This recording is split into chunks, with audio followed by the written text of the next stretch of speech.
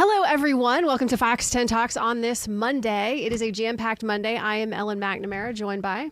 Steve Nielsen. Yeah. Here, I know everyone's going, oh, it's Monday. How is Steve here? Yeah. But, yeah, you know, I can't get away from it. We're glad you're here. Yeah, it's usually the McNamara Martinez Monday show, but Steve Nielsen is here. We're glad that you are here. So it's the McNamara Nielsen Monday show. I really ruined the whole thing, didn't I? You didn't. I ruined the alliteration. No, it's fine. It's good. We're good. M&M, right? Or something like that. M&M. Sure. There you go. M&M, We're yeah. good. M&M. Okay, so we do have a jam-packed show. It was a crazy football weekend and basketball weekend, sports weekend, weather weekend. It was like, oh my gosh, we had a lot going on here. You were at the Cardinals. I was, yeah. On Thursday. Yep. I was at ASU on Friday.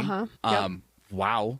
What a stretch we have had here. Yeah, and then we also had like monsoons, we had flooding, and my brain hurts. And Blake Niemann is joining us too, because we also have a pretty good women's basketball team in town That's too. right. On top of everything else that's going on. Yeah, the Mercury punching their ticket to the WNBA Finals. It's crazy. For those of you who followed the Mercury, you would know that at the end of last season, it was the end of Diana Taurasi era, retiring, like arguably the greatest women's basketball player of all time, and it's not really even an argument. And then Brittany Griner moving on to the Atlanta Dream, and then just like that, they find themselves back in the WNBA Finals. It's a franchise that's won 3 WNBA titles. They haven't won one since 2014, but man, they're looking tough. I mean, down by 13 going into the fourth quarter, they came back, and let me tell you, like PHX Arena with a Mercury game and a packed playoff environment, I feel like that rivals any like Suns playoff game. I'm telling you. Wow. Really? Yeah. Like, That's a thing to say right there. It was the energy, and I mean, Nate Tibbetts said it himself, and Nate Tibbetts coached in the NBA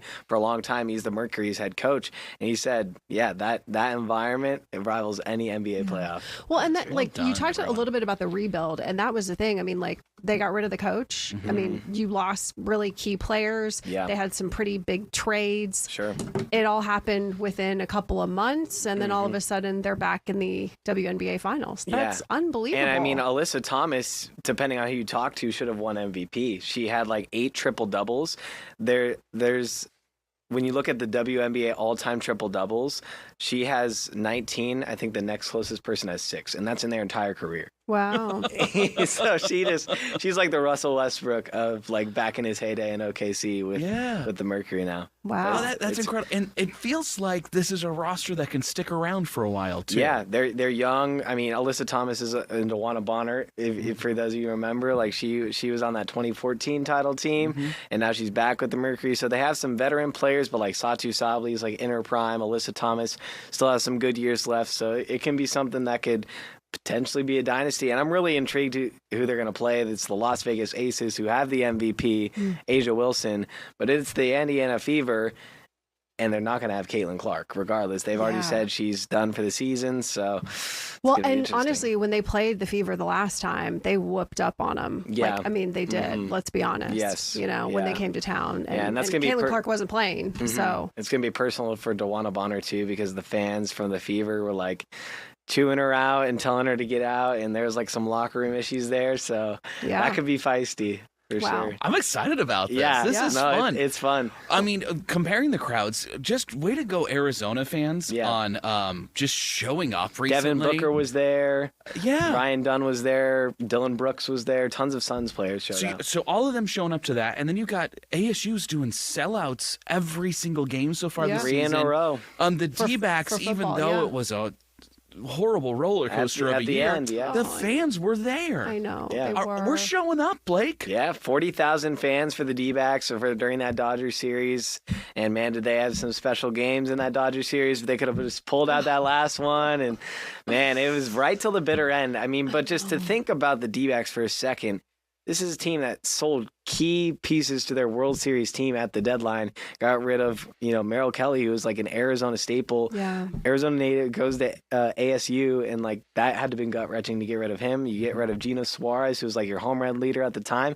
And then you still find a way to get into the postseason race. I mean, that's pretty remarkable. Yeah. And they just announced today, or it was reported by Steve Gilbert of MLB.com, that Tori Lavelle is going to be back for the 2026 season. Yeah. Well, I would think so, with just based on kind of what happened. I mean, I think all those trades happened at the trade deadline, no one thought that they'd be in the position that they were in at the end of the season. It seems like Torrey's at his best when he doesn't have a really good roster on paper. Yeah. When he's got a bunch of kids trying their hardest, he's really good at motivating people to surpass their potential. Yeah. Mm-hmm. When he's got that all-star, cast of characters, that was when we sort of struggled, and we saw the team struggle a little bit. So I'm curious to see as they get forward if they're able to make that all work out well for them. Someone asked you really quick, what was your prediction score for Saturday's ASU game? Okay, I think me and Robbie said the same thing. I said 21-17. I thought it was going to be more low scoring because of the wet conditions, but man, and TCU came out the gate hot. Yeah. ASU got kind of punched in the mouth again, down 17-0 like they were against Mississippi State. But then just like that, Sam Levitt, near 60-yard bomb to Jordan Tyson, they find themselves back in it. Yeah. After that Mississippi State game, I kept thinking, Kenny is still such a young coach. This is only his third season doing this. He's going to learn some things as he goes here. I feel like we just saw that happen just a couple of weeks later, because it was the same exact game. Right. It's the same game, except what happened? They changed the defensive call at the end of the game. Yeah. And they're able to win it because of that. Yeah. But, the ASU defense has been phenomenal. 3 turnovers forced in back-to-back games, and they got the Big 12 defensive line of the week and Big 12 defensive player of the week. So that's really been the glue for this team. It's going to be awesome. Blake, thank you so much. Okay, so we have to wrap because I was able today to talk to, this is another story, the K-pop Demon Hunters. It is blowing up on Netflix. Blowing up everywhere. I was able to talk to the directors today of this movie. It is the #1 movie on Netflix right now. Let's go to that interview real quick.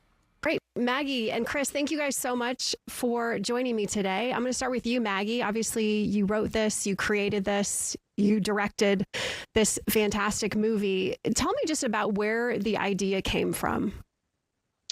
I'm Korean. I've worked in animation for a really long time. And at the time when this was created, it was over 10 years, and I'd always wanted to see an animated film showcasing Korean culture, and I hadn't seen one. I really wanted to work on something like that, and because there wasn't one, I thought, well, why don't I create one? So yeah, that's kind of where it started. I was drawn to Korean demons, and that just naturally led to Demon Hunters, and the K-pop element was really added at the very last, as the last ingredient, and it kind of changed everything. It made it a musical, gave it spectacle, and I really think that it's the thing that sold the movie. Yeah, I would say I just went to a sing-along with my son, and they had it here at one of the movie theaters in town, and it was packed. Every single showing was sold out, and kids, adults, everybody was singing along. So, I mean, yeah, that K-pop element, it really was just a fantastic element of the movie. But, kudos to you guys, because it was a lot of fun, and, definitely gave families, something to do, but it was just so much fun. It brought so many people together. Chris, just from start to finish, like, how long did this take to get it from, kind of the concept, and then all of a sudden it is finally out on Netflix? Maggie's original concept was 7 years ago. I joined about 5.5 years ago. And so, which is actually not an unusually long time for an original. Yeah. And there's it sounds like that's a long time, but every year of that is packed with first screenwriting, then storyboarding, then animation, then lighting. So it's a very dense 7 years. Yeah. Was there ever a time where you had this idea, Maggie, and you're going through all of this? Was there a time though, and I don't know, where you had pitched this, or maybe you had talked to some other, someone other than Netflix, where they said, I'm sorry, this is crazy. This is not going to work? No.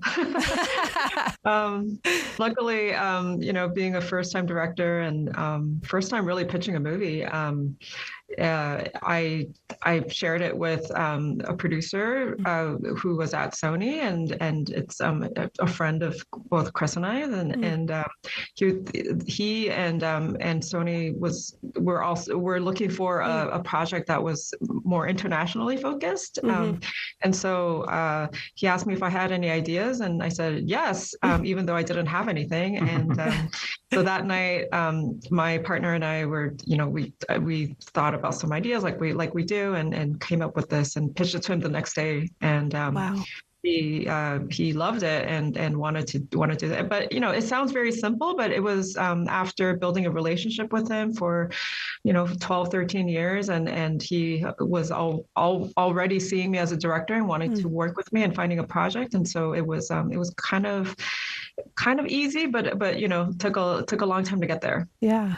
Have you guys seen some of the things on Instagram, like some of these videos where, a dad is going, like, kind of peering over and seeing like, okay, what the heck is this? Like, WTF, this video and this movie. And then all of a sudden they are like all in, they're blasting the soundtrack. And I mean, how does that make you feel, seeing videos like this? And they're all around the world, frankly.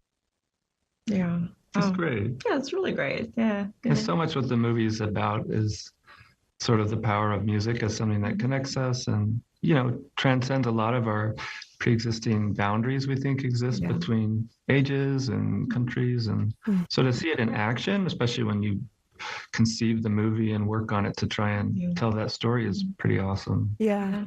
Well, Netflix's most watched original film ever. The success is unbelievable. Before you guys go, can you just talk about, I've read that a sequel in the works, Maggie, and a possible live action remake. So, this is not going to be the end of the road, clearly. All of that is speculation. It's not official word from Netflix. So there's nothing really to speak on currently, I'm afraid. Yeah. Okay. All right. Well, I'm sure there will be a lot of Halloween costumes to look forward to look at. And thank you, Maggie and Chris, for your time. I really appreciate it. But congratulations on all the success. Oh. That was cool. Yeah, it is. Yeah. Have you seen it yet? I have not. Well, no. you need to see it. And it has a great message. And I do think that when you first read about it, K-pop Demon Hunters, I was in that same boat, completely in the same boat. I watched it with my son. Everyone in his school is obsessed with this thing. It's all anyone's talking about. And I've heard so much. Yeah. So I highly recommend it. Watch it with your kids. It has a great message. The soundtrack, you will blare the soundtrack in your car once you start hearing some of these songs. And I'm totally guilty of it. Totally. We'll be right back. We got to talk more about...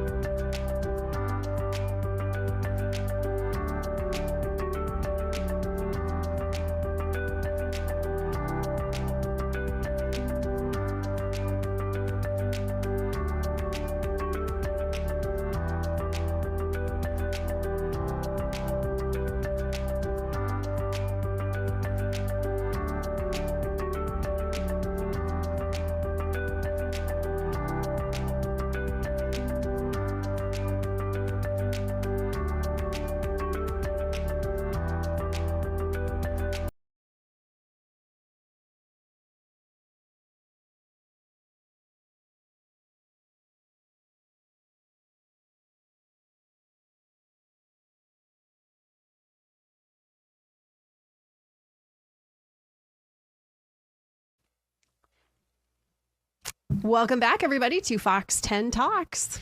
So we were just talking K-pop Demon Hunters. Right, on Netflix. Yeah. On Netflix, because you have this awesome interview that you did with the directors, the people who put this, not just like, oh, there's that little local movie that people are talking about. Like, this is the #1 movie in the entire world, the #1 movie ever on Netflix. Right, yeah. I feel like the title of it is a big reason why, having never seen it, only because it's so clickable. It feels kind of like when Teenage Mutant Ninja Turtles came out. It was just, you put together a whole bunch of the buzzwords, you put it in a hat, and then all the kids were like, oh, I want to watch that. It's about teens, mutants, ninjas, and turtles. Yeah. This, and I loved what they said to you, which is that K-pop came on later. Yeah. What a smart addition. No kidding. Yeah, K-pop was like the last kind of part of the movie. I mean, at first, and Maggie, not only was she the director, but she wrote it. So she wrote, this was her concept. She came up with the whole thing. And she really wanted to include Korean culture into this and really more an international concept. And I mean, we know Netflix is not just in America. I mean, it is an international thing. So people are watching this all around the world right now. That's why it's so successful, frankly. And so that's what she did. She came up with this concept, and that's why it's so successful. K-pop obviously is also successful all around the world right now. So, I mean, just kind of like the Cliff Notes version for you guys who have no idea what I'm talking about right now. This movie, if you haven't seen it yet, it is about a K-pop girl band, and they hunt demons. And that is naturally, basically as K-pop girl bands are known to do. That's the Cliff Notes version, and they sing some really good banger songs that I love. Do those songs like shoo the demons away? Well, no, but it gets you really pumped up to like go after those demons. Like you start, like you really want to. What I love about it is it's like anything when you try to explain like a kid's movie and you try to actually explain the plot line. Correct. It sounds like nonsense or whatnot, but then you watch, you're like, oh, that makes perfect sense. I love it. I mean, you think about some of these other movies, I mean, okay, so Lilo and Stitch. Did you see Lilo and Stitch this summer? Oh, no, not the remake. No. Okay, so Lilo and Stitch, real quick. I mean, it's a great movie, but there's an element where like Lilo is going to get taken away by Child Protective Services. I mean, that's part of that's some heavy stuff. That's some heavy stuff, right? And like, so my son and I are watching it, and I'm crying because I think Lilo is going to get taken away by CPS. My son's just like, like this, but that's like children's movies, I mean, there's always something very heavy, maybe a parent dies or, Elsa and, I mean, their parents die. I mean, think about Bambi. I mean, like, I don't know why parents have to die in every kid's movie. I don't understand this premise. It needs to come to an end. I agree. Anyway, but K-pop Demon Hunters, at our house, 2 thumbs up. We cannot watch movies for our kids that have bad guys. They don't like bad guys. We really struggle with that. So we have found little loopholes. In Encanto, no bad guy in Encanto. It's just family trauma is the bad guy. Oh, okay. Which is deeply relatable. Okay. And then Frozen, Hans is the bad guy, but like at the very end and kind of in a minor nuisance sort of a way. Yeah. They're willing and talk about a lightweight of a bad guy. I think everyone's willing to accept Hans in the family. Yeah. He's definitely a bad guy though. He's a bad guy, but just, Yeah. Come on. So anyway, I'll have to see if K-pop Demon Hunter, if we can. Demons are bad guys. So that might be a tough There's some bad guys in there. But the girls are good. They're like girl power. Which is important. And so I think that's great too. Yeah. Princess, what is it? Princess Power? Is that what it's called on Netflix? They have a show I have no where idea. Princesses Wear Pants is the song of it. My kids love that show. They run around the house saying Princesses Wear Pants. Nice. It's great. Little pantsuit action going on. Nice. Boy, you give me a hot mic and no time limit and the mind wanders. I love this. Our next guest here, Jonathan Roll from Arizona State University. We talked to him during the break, and we promised him we'd find some level of connection between K-pop Demon Hunters and space. His expertise. So, Jonathan, here's my toss to you between these two. This is a conversation about how the U.S. is trying to maintain its lead in space as China's trying to overtake it. all of these countries and private businesses, some from Korea, where they probably listen to K-pop, need to know who their partners are in space. Is it the U.S., or do they go to China now for these projects? Did you like that, Jonathan? Did that work for you? That was perfect. That was perfect. I might even add that so Korea has its own space agency now as of last May, I think it was. So with the worldwide popularity of K-pop stars, maybe they send one of their pop stars up before the next Katy Perry from the U.S. goes up or something. Yes, I love it. That's a fantastic transition. So you worked on this this incredible research, Commercial Space Federation. They brought you on board. You're with ASU News Space. Kind of talk to me real quick about what this research was and how you got involved in this. Sure. And thanks for having me on. I really do appreciate it. Yeah. So Arizona State University, big university. We've kind of made it a point to try to be an interlocutor and a partner with the commercial space industry writ large in the United States as it's been growing for a while. The new space office where I work alongside Scott Smass and Dr. Jim Bell, who runs the cameras on the Mars rover, at least on the Mastcam. Our office, New Space, is specifically charged with integrating sort of academic R&D and faculty with the space industry. So that always puts us right in that nice sort of interface area, right? So a lot of times it's industry, sometimes it's strategic partners with Space Force, but there's a specific group called the Commercial Space Federation that we're a part of, and we're sort of the executive academic member. And so this is to answer your question. CSF, Commercial Space Federation, has been around for quite a while, and all the members of their organization are all the big companies that you would think of, the SpaceX, the Blue Origins, right? Stations that do satellite constellations, do ground stations, et cetera.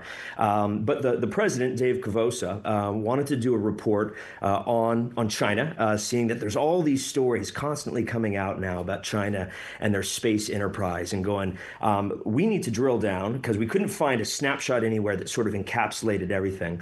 Let's try to do a snapshot, and daring enough as it sounds, a snapshot in a compendium at the same time, and try to capture just in this moment in time what is happening in their space ecosystem. Now, granted, our report doesn't touch on the military aspect. There's folks with clearances that are very smart that do that for a living in the U.S. to track that down. So we said, let's look at the civil and let's look at the commercial side of China's space endeavor. And where are they at now? What's the track record? So what did you guys find? Because I kind of the cliff notes, Steve was kind of explaining to me that you found that we're kind of falling behind a little bit, right, to China. Well, let me qualify that. Okay. The U.S. is still ahead. The U.S. is still ahead. Okay. We have this long, illustrious history, right, in the space domain. The U.S. does. NASA is a household name almost everywhere in the world at this point. And then we live in this era where there's commercial players, large commercial players that have done phenomenal things in the space industry. And we're not the only ones that have been playing in the space, right? The Soviet Union and the Russians, right? Mm-hmm. Russia is still doing space stuff. Europe has been involved, and a lot of other countries have gotten involved. But China has really made this pointed, accelerated effort, and especially in the last decade. And so while the U.S. is ahead, what we found is that China has shifted into another gear. So just to use a metaphor, if you're looking in that rearview mirror, for a while it didn't seem like anyone was on the horizon, and now there's a country on the horizon. It's coming up quicker than you think. So we have a lot of different perspectives on that, right? But please. One of those things where we're talking about how they're getting better at stuff. We've been talking a lot. You just said, the team there at ASU, they control the Mastcam on the rover on Mars. They're trying to get these samples on Mars, which it's been collecting, trying to find signs of life. And now there's a whole project on trying to figure out how to get it back here. And it's going to take years and years to figure that out. At the same time, isn't China ahead of us on this, on bringing those samples back to Earth? Well, they have specific milestones that they plan to hit. And for the Mars sample return specifically, they have a series of missions called the Tianwan missions. The first one was their Mars rover that they launched in 2020, which was exactly the year they said they were going to do it. No delays. It got there in early 2021. For those that were kind of keeping track of this subject matter, there was literally a race at that point in time. There was 3 countries sending things to Mars: UAE, China, and the U.S. And the U.S. and Mars put down a new rover on the Mars surface. And that was in early 2021. So let's jump ahead to what they say their next milestone is. In 2028, they say they're going to launch their essentially their spacecraft to Mars that's going to then collect a sample on the Mars surface, and it's going to return in 2031. And so that's one of the key findings that we have in the report is kind of with the bigger picture. There's a lot of milestones that they've put out there, publicly available, and they've been hitting these milestones regularly, on time. Which is hard. Yeah. That's hard to do in this sector. Yeah. Difficult. That's very difficult, yeah. Jonathan, please, go ahead. Yeah. We have obviously like SpaceX now, and we just had a rocket launch last night, and that was awesome to see again. So is China doing this? Is it their government that is doing it, or do they also have commercial like we have now? It's a great question. And so this is baked into sort of some of the findings. So, for a long time, pretty much everything in China, space-wise, was run from a government entity. Nominally, there would be a state-owned enterprise, an SOE, but that was completely government-controlled. But, about 15 years ago, they saw innovation that was increasing space capacity in the West. And they thought, well, we need to start tinkering with our own system. So they took that big government-owned agency and they split it in two, thinking they would cause competition. They would create internal competition. That didn't galvanize the industry there like they wanted. So in 2014, they come out with this, one of the regulatory entities in China comes out with this, colloquially they call it Document 60. And it encourages private investment into Chinese space companies, and it allows folks to privately own space companies, to seek profit, to try to compete in the marketplace. And that was sort of a first. Now, we probably don't have time to get into the details of what it really means to be a commercial company in China. There's still a bit of an asterisk. We got about 30 seconds left, Jonathan. Okay. Yep. Okay. So in 2014, they open up the aperture, and all these young 20-year-olds and entrepreneurs jump in at the chance to be China's SpaceX and Elon Musk. And ever since then, the last decade, it has been on a trajectory. The investment's been climbing fast. There's hundreds of space companies now. There's 6 really successful ones, and they're trying to match us in everything we're doing. Wow. Jonathan, thank you so much. Jonathan Roll with ASU News Space. Appreciate you joining us talking about this. It's important because as everything goes forward, space is going to matter more and more, and whatever company's in charge, countries in charge of it all. It is. Hey, guys, thank you so much for watching Fox 10 Talks.